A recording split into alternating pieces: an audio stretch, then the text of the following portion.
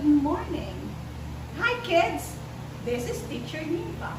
Today, I'm going to read a story entitled, I Will Think About It.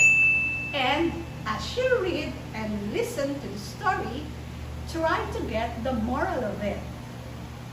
Did you know that Galileo, Newton, Thomas Alva Edison, and Mary Curie are natural readers?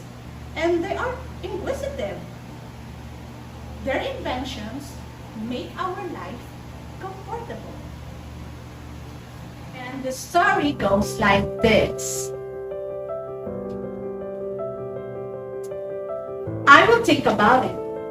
It is easy to say this, but do you know what great things have come from thinking? We cannot see our thoughts, or hear, or taste, or feel them. And yet, what mighty power our thoughts have. Sir Isaac Newton was seated in his garden on a summer's evening when he saw an apple fall from a tree. He began to think, and in trying to find out why the apple fell, discovered how the earth, sun, moon, and stars are kept in their places. A boy named James Watt sat quietly by the fireside watching the lid of the tea kettle as it moved up and down. He began to think. He wanted to find out why the steam in the kettle moved the heavy lid. From that time, he went on thinking and thinking, and when he became a man, he improved the steam engine so much that it could do the work of many horses with the greatest ease. When you see a steamboat, steam mill, or a locomotive, remember that it would never have been built if it had not been for the hard thinking of someone. A man named Galileo was once standing in the Cathedral of Pisa when he saw a chandelier swaying to and fro. He set him thinking, and it led to the invention of the pendulum. As a child, Thomas Alva Edison was imaginative and inquisitive, but because much instruction was by rote and he had difficulty hearing, he was bored and was labeled a misfit. However, he did not let his deafness bother him.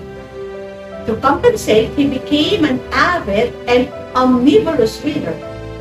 Instead, his illness strongly influenced his behavior and career, providing the motivation for many of his inventions. On one occasion he said, I do not depend on figures at all. I try and experiment and reason out and result, somehow by methods which I could not explain. He had played a critical role in introducing the modern age of electricity. An English surgeon and discoverer of vaccination for smallpox named Edward Jenner sharpened his talents through scientific investigation. He depended not only on speculating and thinking, but rather relied much on doing experimentation. James Ferguson was a poor Scottish shepherd boy. Once seeing the inside of a watch, he was filled with wonder. I should make a watch, he thought. But how was he to get the materials to make the wheels and the mainspring? He soon found out how to get them. He made the mainspring out of a piece of whalebone. He then made a wooden clock which kept good time. He began also to copy pictures with a pen and portraits with oil colors. In a few years, while still a small boy, he earned enough money to support his father. When he became a man, he went to London to live. Some of the wisest men in England and the king himself used to attend his lectures. His motto was, I will think of it, and he made his thoughts useful to himself and the world. When you have a difficult lesson to learn, don't feel discouraged. and ask someone to help you before helping yourselves. By thinking, you will learn how to think to some purpose.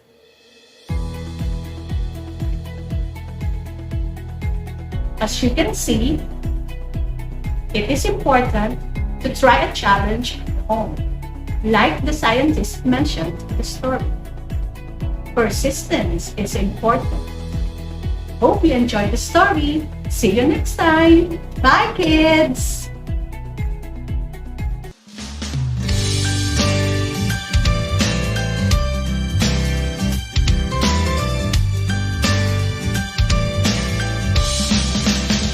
Taga rito ako sa lungsod na progressive.